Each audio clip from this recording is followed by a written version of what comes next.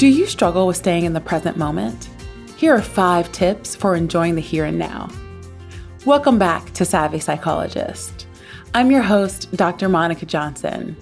Every week on this show, I'll help you face life's challenges with evidence-based approaches, a sympathetic ear, and zero judgment. I got this question from a listener recently. How can I practice mindfulness without necessarily doing meditation?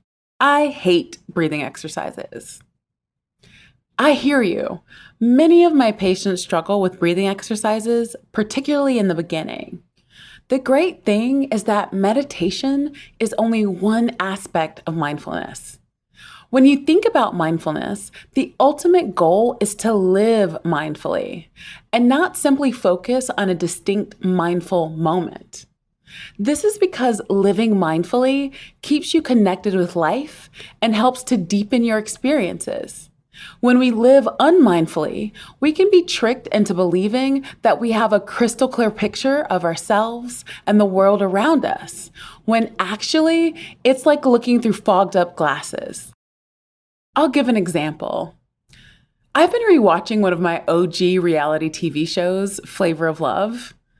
While I was rewatching it on my laptop, I kept thinking, was the picture quality really this bad back then?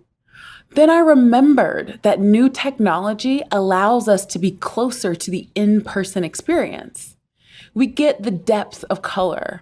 I can see the acne that they tried to cake under makeup in a way that older technology didn't allow. Mindfulness can take you from your grandmother's 13-inch CRT TV that she watched her stories on in the kitchen to the best 4K that money can buy. If you've had trauma in your past, have attachment difficulties, or struggle with mental illness, your urge can be to avoid your experience. That comes with several downsides. Namely, you don't get to build insight and learn from negative experiences. And you don't get to feel and engage with your positive experiences. So, how do you start living more mindfully? In this episode, I'm going to highlight the 5 building blocks of present experience that occur in each waking moment. Use these to start building a more enriching life. We'll start with 5 sense perception. 5 sense perception has to do with the 5 senses of taste, smell, touch, vision, and hearing. Our senses help us connect to our experiences. You may want to notice which of your senses dominates and try honing in on some of the others. For instance, if you're an extremely visual person, perhaps you should close your eyes and listen to sounds in your environment. Note how that is different from sight and what you're able to perceive because of it. If you're stressed, you may want to use essential oils and take a few breaths to relax, as the smell can trigger a calming reaction. Next up, cognitions. Cognitions are our thoughts, interpretations, and beliefs. We are not always aware of our thoughts, but they do impact our emotions and the way we view ourselves and others. There is so much power in perception, and you hold much of that power inside, and you don't even realize it. Many of our problems come from faulty interpretations and distortions in reality. If you consistently tell yourself that you are nothing, you will shrink to match the reality you've created. When it comes to mindfulness, you will want to label these cognitions accordingly. It sounds silly, but it can make a big difference. Simply labeling a thought as a thought or a feeling gives you some distance to explore it. For example, I am having the thought that I am nothing. Why is that? Where does that come from? How can I change it? In this exploration, you can get a deeper understanding of yourself and reshape your world. You can replace I'm nothing with I'm somebody and allow yourself to grow into the new space you created. Now let's talk about emotions.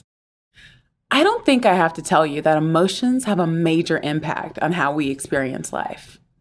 We can drag unwanted emotions from the past into our present experience. We can also inhibit the natural flow of emotions when we are afraid of them and try to stuff them down.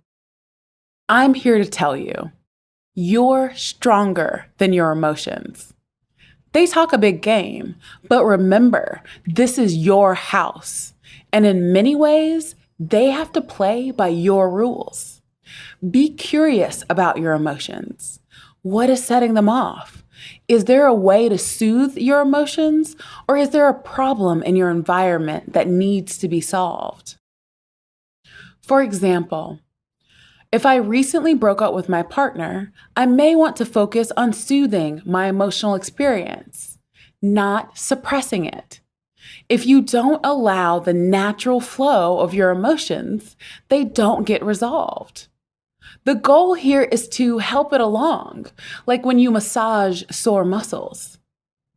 If you remember from previous episodes, I have let you know that emotions are signals, so it could be your mind trying to communicate to you about something in your environment. Perhaps that emotion is trying to encourage you to speak to your friend because something they said hurt your feelings. It would behoove you to try and decode the message. The last two building blocks are body movement and body sensation. Movement has to do with the physical actions of our bodies. They include motor movements like picking up objects, body postures, gestures, and facial expressions. Movement affects our present-day experiences.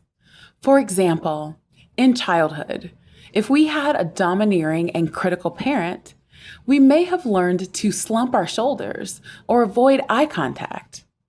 If you're experiencing the emotion of happiness, you may have a smile on your face or notice a spring in your step.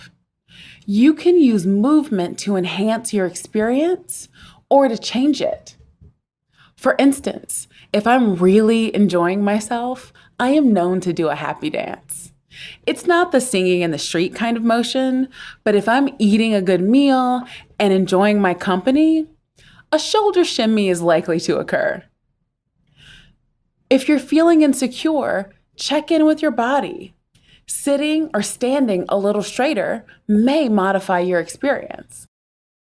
Body sensation encompasses the sensory experiences generated internally from changes in electrical, chemical, and muscular activity.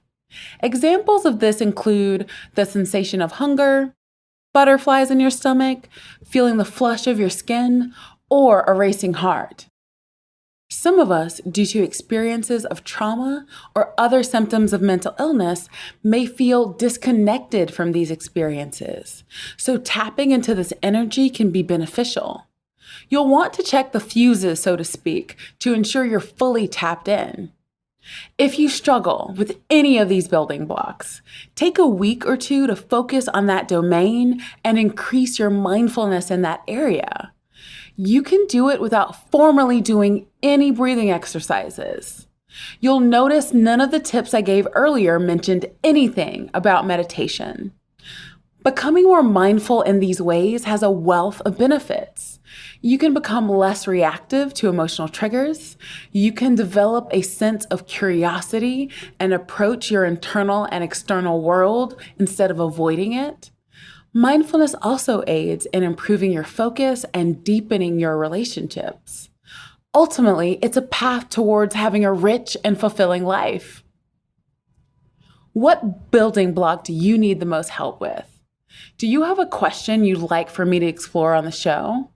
Let me know on Instagram at KindMindPsych. You can also reach out to me via email at psychologist@quickanddirtytips.com or leave a voicemail at 929-256-2191. The Savvy Psychologist is a Quick and Dirty Tips podcast.